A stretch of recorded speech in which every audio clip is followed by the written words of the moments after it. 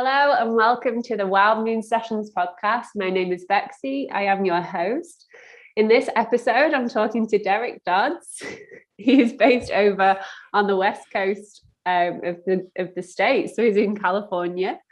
Myself and Derek met, how many years ago now? Nearly 5 years ago, I think. More, yeah, on the Spanish. Yeah. On a Spanish coastline in Mundaka at a surf, I guess an A-frame, you would describe it as. It was a perfect A-frame when I was watching it. Yeah. And we've kept in touch since. I've been out to Ojai to visit Derek as well. But do you want to introduce yourself, Derek? Yes, I'd love to introduce myself. My name is Derek, and I love the ocean and cats. That pretty much describes me in the simplest terms possible. I would call myself a truth seeker and have spent most of my life either chasing waves or chasing truth. That's really poignant. Should we finish it there? Chasing waves. Let's just stop the podcast. That's it. Just silence. After that's brilliant. What do you, so when you were, I love the fact that you said ocean and cats, because I can completely relate to that. But what is it specifically about the ocean and chasing waves that nourishes you? What is it? Yeah, I mean, my relationship to the ocean has changed over the years. I think, I've been surfing since I was 8 years old. And, as my relationship to the world has changed, my relationship to surfing has changed. So, when I was a teenager, I was like all about wanting to be seen. And then in my 20s, I was super competitive. And my 30s, I was probably very aggressive. And now my relationship is it's a more personal relationship, and it's a relationship that has to do with being connected to the elements. So yes, surfing is part of it. And I've thought about this a lot. Like most people in their lives, they very rarely look at nature on a consistent basis, right?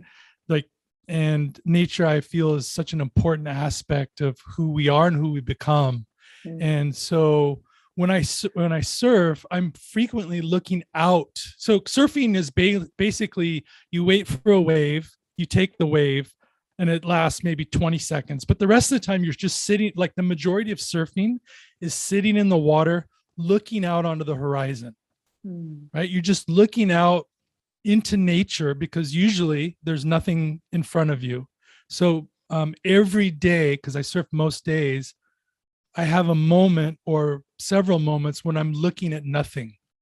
And that's such a great reminder of just like liveliness, right? Being connected and alive. And so, surfing for me has really changed as I've changed as a person. So that's also the thing I love about it. And I know 5 years from now, it's going to be my relationship to it will be something totally different. It sounds almost meditative, that just sitting and being with the rhythm of the ocean and just and it's not always like that, just like regular meditation, because I do sit quite frequently. Sometimes I sit and it's very peaceful and I'm calm, and other times my mind is racing, and in other moments I have anxiety. So I take that person also to surfing. So how I show up in the surfing experience really is my experience. So I can also be, it's not like every time I go surfing, I'm totally bliss. No, there's sometimes I'm agitated, and I'm, very similar to any other moment of life. And I always say, people always say, oh, surfers are, a certain way, they're kind of idealized by non-surfers. But there are surfers that are just as much they carry all the traumas that they have on the land into the ocean. So just because you're in the ocean doesn't mean those traumas go away, but it does give you an opportunity to heal those traumas. And that's what I love about it. That's really cool. I love that, because I feel like that's Mm. such a great reflection of everything, isn't it? It's a great reflection of being in a human. It's kind of witnessing our fellow humans and witnessing ourselves, and acknowledging the greatest mirror of them all is each other, right? So you get to, I actually feel that with nature though. I had this moment this morning on my hike where I was completely, there was a massive canopy of trees, and the sunlight was trickling through the trees, and there was nobody else around. And it was just, I was just like, oh wow, like some moments are just for yourself, but at the same time it's just such a great mirror of the calm that you have. And also all of the movement and busyness that's also happening all at the same time. It kind of, I feel like this is why nature is so good for biohacking for our bodies. It's really, really good for your body for so many reasons, and spending time within it. Because I don't believe that we're separate to it. And I'm sure from what you've shared, you don't particularly think that either. You know, we are one with those moments and those elements and those experiences. Yeah, absolutely. And I mean, think about water. Our bodies are 70% water, right? The planet is 70% water. So when you're in the water, like if you're in the ocean or in a lake, or I feel it in any water body, actually, you know, anytime I'm in water, I feel like I'm at home, like I'm home. I've come to a place that I know beyond my own thinking or my own rationality about what it is to be home. And so, you know, the forest is really, in a lot of ways, it's kind of like it's a different kind of bath, you know, if you will. It's the forest is alive, and the forest is, I mean, think about like, I've always loved trees. Like trees are this embodiment of air, water, nutrients, you know, all the soil, you know, the animals. Like trees are in relationship to life in a way that I think is so like fantastic. It's and if you're a human walking through that or sitting in it or, you know, just chilling, you're gonna you're going to feel a certain way, right? You're energetically, there's some vibration that has to influence you if you're in that environment. And I just love the way you describe that, because you know, you're not going to get that when you're on your phone looking at TikTok, right? It's going to be a different experience, you in nature versus you with some other kind of mechanical device. Yeah, absolutely. And I don't know, this is one of my non-negotiables. I absolutely have to be out in nature and be able to ground and be able to connect with it every single day, because that's what I know my body needs, and I also know that my mind massively benefits from it. One thing about trees is that a lot of indigenous peoples do believe that trees are so spiritually connected to us because they're so similar to us in the way that we're very rooted in the three-dimensional, earth time, and so are they. But they're one of the only, I mean, plants obviously as well, but they grow upwards towards the sky. And there's this idea that it creates this infinite sign between the roots and the reach of the branches. It's like an infinity sign, in that they are inherently spiritual and sentient beings in and of themselves. So I really love that, because I feel that whenever I'm in trees, I absolutely feel this, like, it could be any time of, it could be any, it could be like 1879, it could be 20 something, like it just could be any time. Timeless. Yeah. And you feel yourself I feel myself be even more human in a canopy of trees. Well, you're going to love this. So I had a dream last week that I was inside of a tree, and I was, so I was reaching up to the sky with my hands, and my feet were reaching down into the soil, and I was slowly becoming the tree. Like I was integrating into the tree. I just had this last week. In fact, I drew a picture of it too. And it was such an amazing experience. It felt in the tree. So I feel dreams are messages. So as that was happening, I was noticing about the tree that I was becoming, that there were no green, like nothing green on the tree. It was kind of dry and brittle, and it needed some water. And so for me, the message was that, and I have a coach that I've been working with, and we discussed this, and she was like right on about it. I was like, oh, my life is, like I'm not alive, and I'm drying out, was kind of my assessment. She's like, no, not at all. She says, you're about to sprout new growth. That's where you're at. Just like most trees in the world, they drop their leaves right before major growth comes, and I just love that perspective, because I took it one way. I rationally looked at it because I was flagellating myself about not being this like eminent being in my own dream, right? And she was like, no, it's a great sign, because growth is coming. So I just love not only the dream, but I love also how we can, two people or multiple people can look at something and see it so differently, right? And that's why it's always good to work with people that whether they're indigenous or whether it's plant medicine or fungi or a coach, or it's so important to have teachers. The forest, the ocean, those are teachers, right? Like teachers are all around us. For sure. That sounds like a really deeply shamanic thing as well. That dream as well.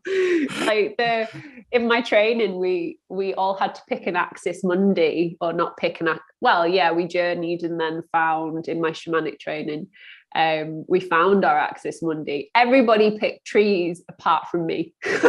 Wow. Yeah, but because of their connection to both the roots and the sky, it's that kind of portal, because trees are portals in that sense. I chose the ocean. Oh, you did? Yeah, I fully chose the ocean. I was like, oh, I'm here already. Nice. Like mermaid in it, just walking in like like it was just automatic, totally automatic. Nice. But yeah, I mean, everything's cyclical, right? So whenever there is a falling of leaves, there is always going to be that growth and the reflection, and lots of I love that. I actually love dreams. I find them to be, I find mine to actually patch in a lot of subconscious work that sometimes I don't necessarily have time to deal with or to do. In real life. And actually I find that to be sometimes more, it's like spirits giving metaphors, like everything comes in metaphors, doesn't it? So it's really like, how do you want to see it as plain sight, or do you want to read into the metaphor? Like, what does the metaphor tell you? And that's something that I've massively learned whilst I've done my shamanic journey, and developing that skill of being able to travel and traverse into lots of different worlds, is like what is spirit wanting to tell me by what they're showing me. And really what I love is when you were talking about the elements right at the beginning. Like, this is something that I've read a lot of books. I have I've had a lot of coaches, I've had a lot of teachers, I've been in a lot of women's circles and all of these different communities. And actually the one thing that, with lots of different teachings, therefore, however, the one thing that I always come back to is the elements. Always, because they are the foundation of our being, literally. And I actually think that there's something so massively cathartic for them to offer us, because they're literally the foundation of every single thing that we experience every day. And I think there's something really deep and profound about it. And I know that as I've journeyed deeper into the elements, they've served up so much more for me. Because I remember one of the things that I remember from us a long time ago when we did meet, Dee, was your "I am not your guru" line. And that really, really stuck with me. I mean, I remember picking up a book from the Krishnamurti Foundation in Ojai called Inward Flowering. And I loved that beautiful. book so much. I loved it. It was so short, so tiny, and so succinct. And it just made me realize so much about how we really do have to journey inward for the deepest answers that are the most meaningful, you know, in that way. That. But I remember I am not your guru. Yeah, that's a good one. That's a good sign. Actually, that's a fantastic documentary. Tony Robbins did. That's the name of the Netflix Tony Robbins documentary, which came out after that phrase that, arose between us. So that was kind of funny. Yeah, totally. What's your kind of experience been in, obviously you were talking about like plant medicine and, in terms of spiritual transformation, is there anything that's particularly, I don't know, nourished you in lots of different ways, or continually? Is there one book or one teacher, or is there anybody that you feel particularly drawn to, or is it kind of just a bigger process for you? It's such a hard thing for me because I've been attracted to so many different modalities and so many different teachers over the years. I was with the Krishnamurti Foundation for 16 years. So, I mean, he was my guy for a long time, and since I left that foundation, when my mother died, I feel like I've been doing the very thing that you're talking about, which was really going inside as opposed to going outside for some kind of answer. And I mean, one of the things that I did when I left there is I started therapy. So I have a lot of trauma from childhood that I never addressed, and I spent most of my life kind of pretending that it wasn't there. And the term is spiritual bypassing, right? So I actually use spirituality as a crutch to not address many of the issues that I had been carrying and that had been really sabotaging a lot of my development. And so, did spirituality lead me to therapy, or did so it's I don't think there's any particular way, and of course, looking back, I wish I would have addressed many of those things in my life earlier, and I didn't. But when the time is right, the teacher will, appear, is what they say, right? So, I've obviously I want to move as quick as possible to liberation as I can. That's been, my main motivation in life. But there's no way, or I won't say there's no way. I think it's very difficult to move towards any kind of truth spiritually without understanding fully the story of our trauma. And so I've been really focused on that story for the last 5 years. And since my mother died, which, that's a whole nother podcast about how that split me open in many ways. And plant medicine for me since then has been part of the healing at a very deep level, at levels that I still don't understand, and it's still happening. And I'm so grateful. I'm so grateful to have the opportunity to live in an age where I have the opportunity, we all have the opportunity, not only to, get therapy or get a coach, but to have access to these different modalities, whatever they are, to heal. And I really feel like this, if in my life, this was a missing piece, like I was all in on spirituality and connected to the elements and, doing all the right things, been a long time vegetarian, like, treating my body well, but I was missing that one like crucial piece, which was understanding all of the trauma that I had been carrying for years and years and years. And so what a gift, what a gift that's been. And I'm still in the middle of it, man. I'm in the fire of the, I'm just, even when I talk about it, my stomach chakra's tense because my inner child still wants to protect and doesn't want to go there and wants to pretend that it nothing ever happened. But the reality was, man, that child, it saved me. Like, that's the reason I'm here. But it's still like I'm still have deep wounds that are holding on to patterns that are that I'm learning how to relax into and out of. And it's that is deep work. And I'm in it, baby. I'm in the fire. Well, I want to just send you love and say thank you for being so vulnerable and sharing that. I do. I feel you in my own way, in my own process. I mean, this year has been all about unlocking trauma on a new level for me. And I am currently, I'm in therapy right now. I'm not ashamed to say that. It's mine's all in my heart. That's where it is. And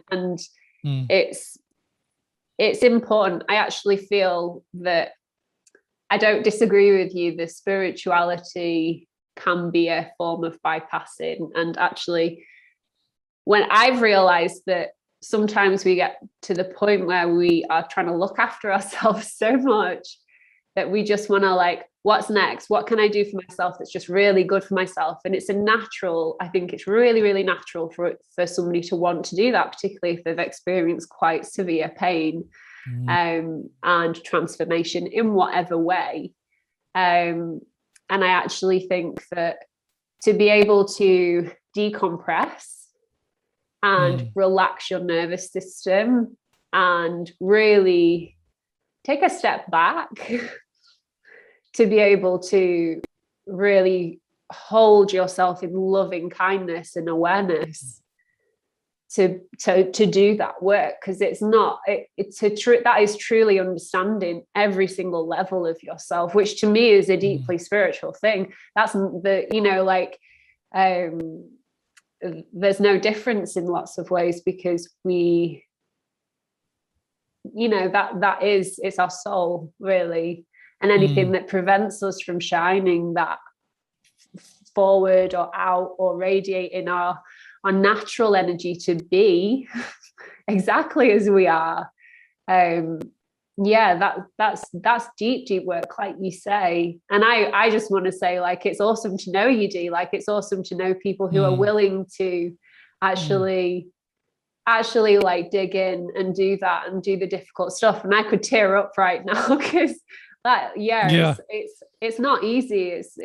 And I've had people tell me, like, you're really brave. You always dig in and you always do the work. And, and I feel like I get called into it. I don't, it's a choice 100%, but I also feel this calling to, like you say, it's like a feeling of fundamental freedom to be exactly as you are, come as you are, exactly as you are.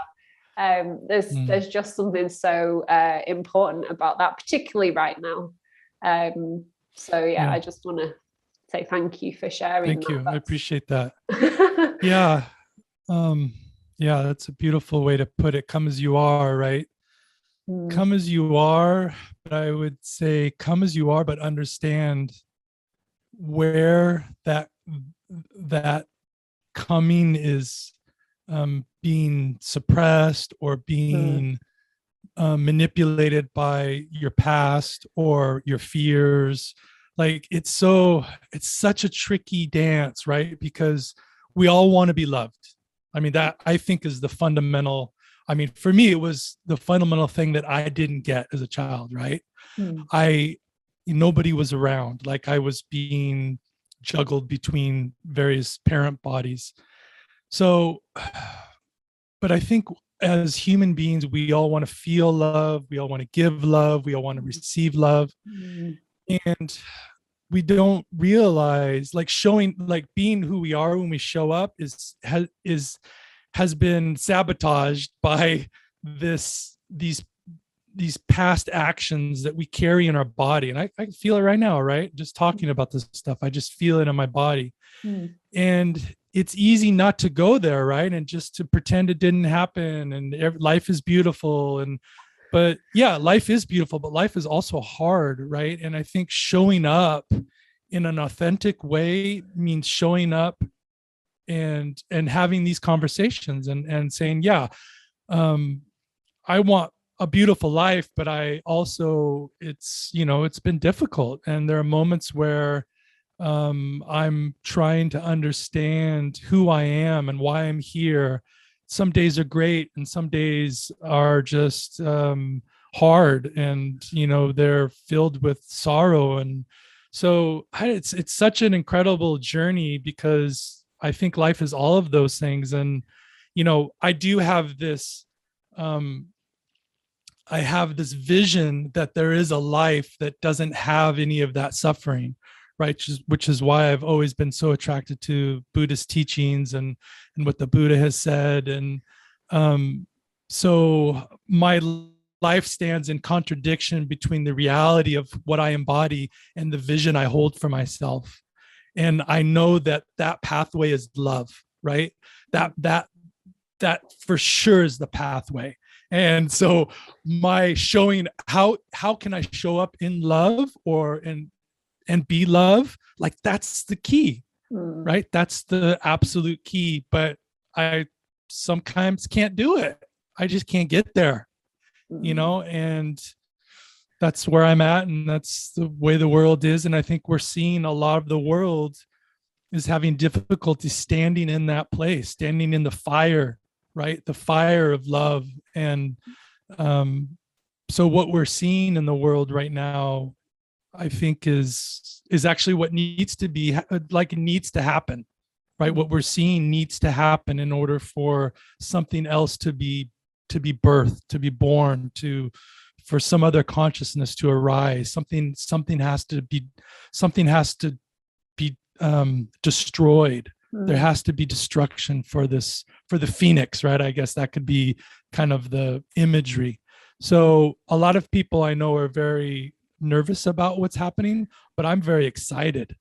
Like, it's not easy, and there's a lot of suffering, but I think right now what is happening in the world needs to happen for us to move to that next place, for the next kind of opportunity for us to live in the place that I know you and I both want to live in, right? Like this just place of love and compassion and empathy and joy, right? Aliveness. Like, those are the things I want for myself and for the world, I probably want it more for myself than the world. That's why I'm still in this situation. But yeah, it's a cosmic dance. Cosmic dance, and it is the dance of life, right? There's always, and I think that's also why I find stories so powerful, because they really, really activate our humanity, and they activate our compassion, and they activate love, because we naturally want to love each other. This is the natural state. I mean, this is something that when we really, really look at humanity, it's about love. All of it's about love. All of it is a language of love. This whole planet is a love planet. There's so much love everywhere, and often it can be forgotten. And for me, I think this is why I wanted to do a podcast with so many people from all over the world that have had so many different experiences, that get fed by so many different things and are nourished by so many different things. Because actually the multitude of our experiences is the beauty. It's like the polyphonic spree of life. It's like an orchestra. playing this huge symphonic piece. It's like the masterpiece of life. And I think that activating these conversations is actually healing in and of itself. And I feel really, really inspired to do that, which is obviously why I'm doing this. I just feel it's our humanity is I read a book that was all about like the reconnection with love, basically. And actually from birth, there are ways to forget your inherent body of love and how you are connected in lots of different ways. And really everything is just a return to that. Everything is just a remembrance of your own like embodiment of love.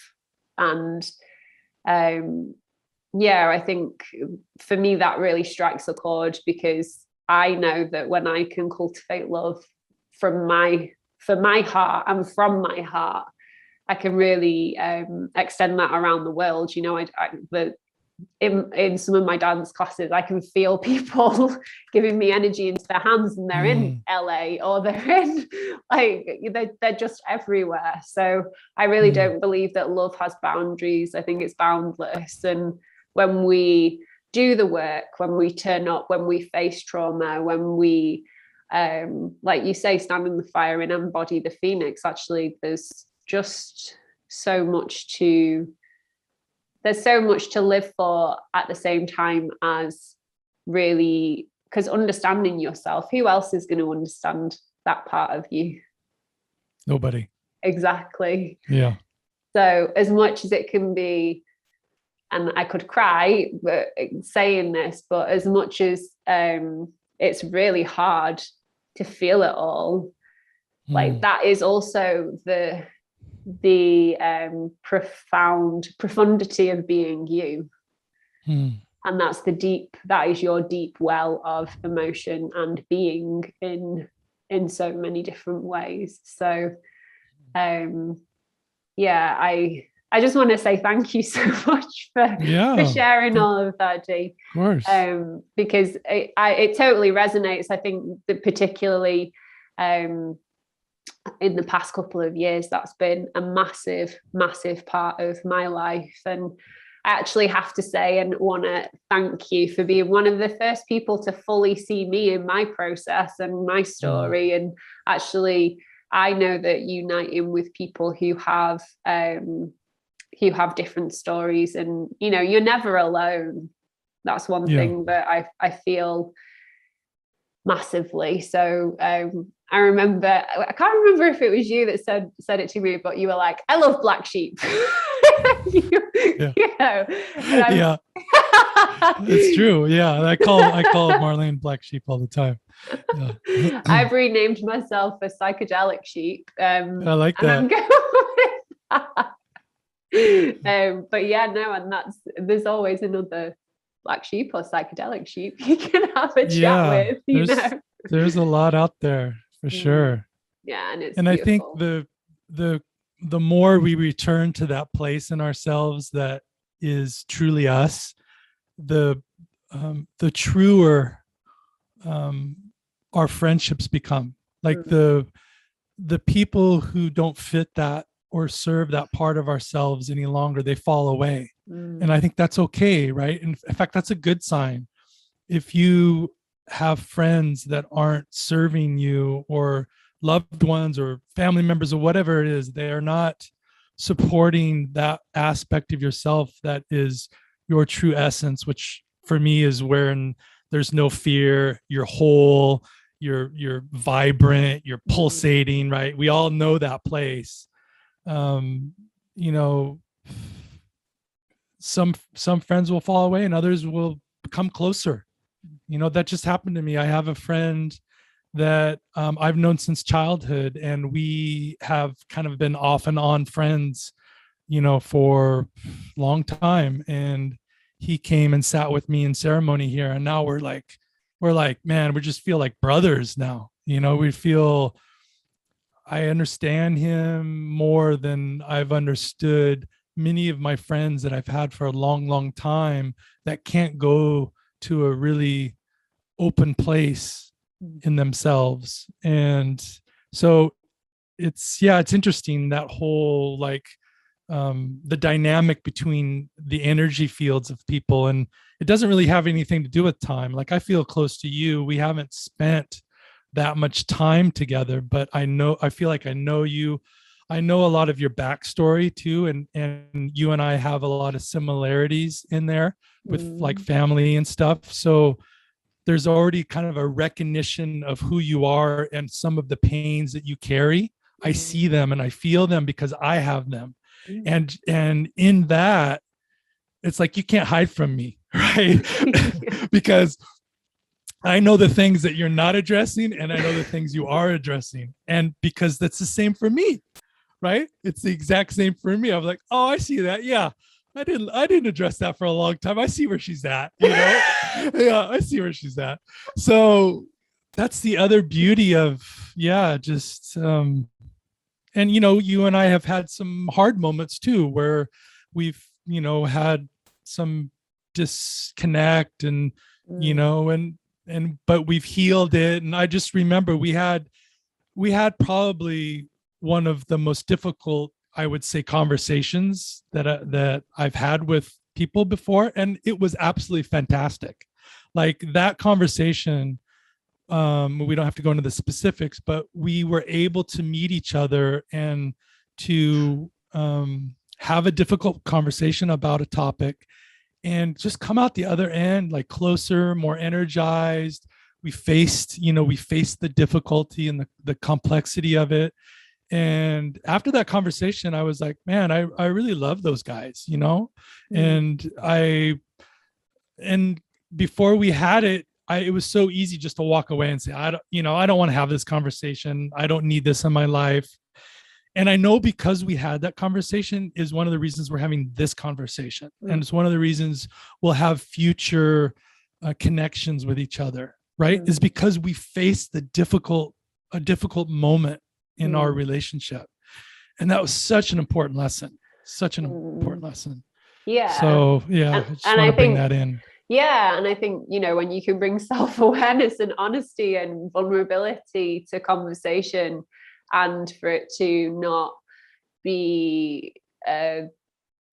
not to be a conversation of projection or pretense or, trying to pull wool over eyes or anything like that, for you to just genuinely hear somebody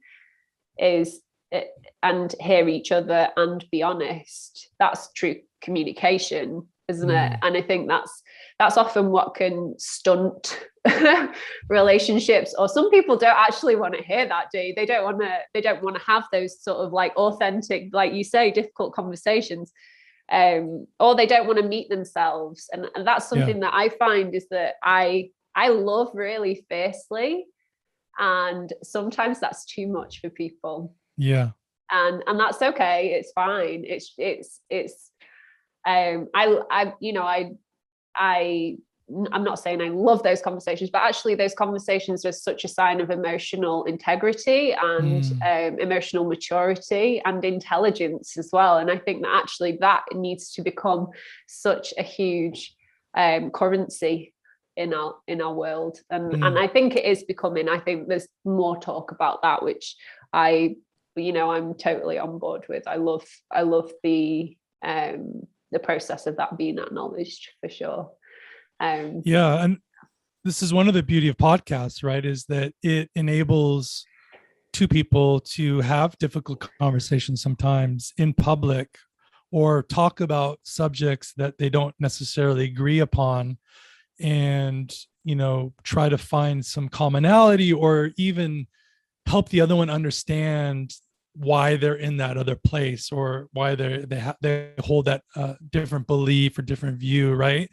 And this is, I think, one of the most important things for our society right now is everyone's in their silos, right? Everyone's like, I'm, conservative and you're a liberal and I don't want to talk to you. And, we've gone to polarities. And so I totally disagree with that position. I feel like we should all be listening to each other, and we should all try to understand the other view. I'm on the Trump email list. I'm not a Trump supporter, but I'm on the email list because I want to see what he's talking about. And, sometimes when I see what he's talking, because he's going to rerun for the next election. I don't know if you know that, but he's probably, and my prediction, he's going to win.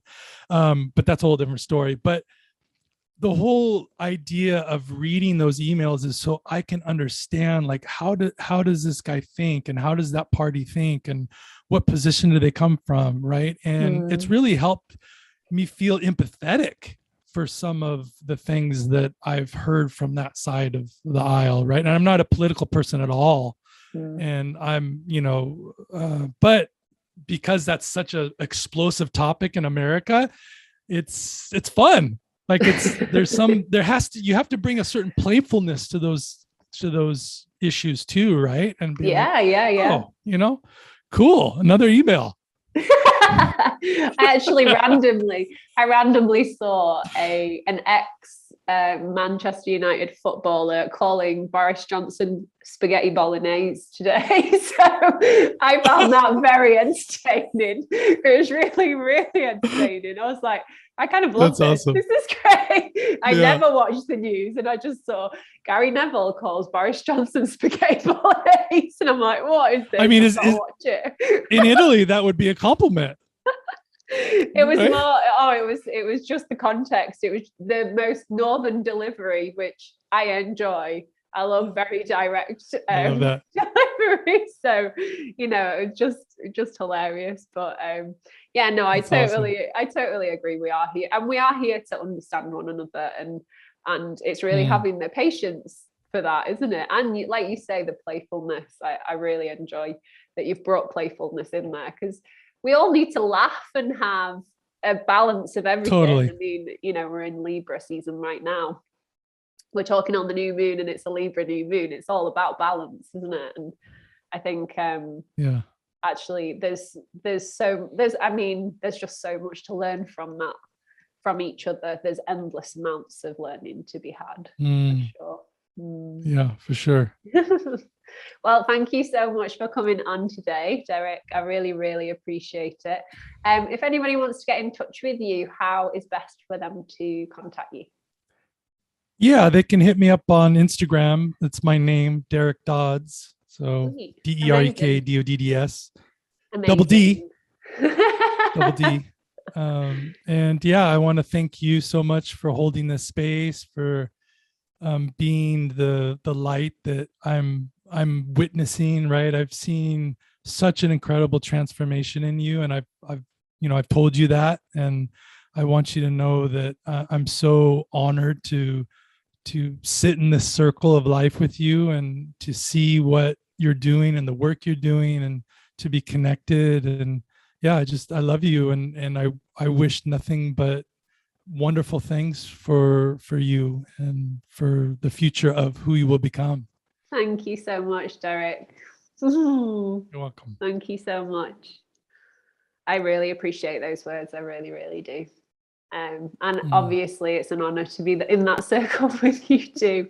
Can't wait to sit in ceremony with you sometime soon too. That would be pretty awesome. Do it.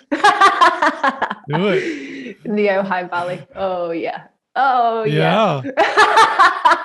You're looking. You guys at are welcome sunshine. anytime. I am. Yeah. Okay. Well, thank you can see so it in much. The window, right?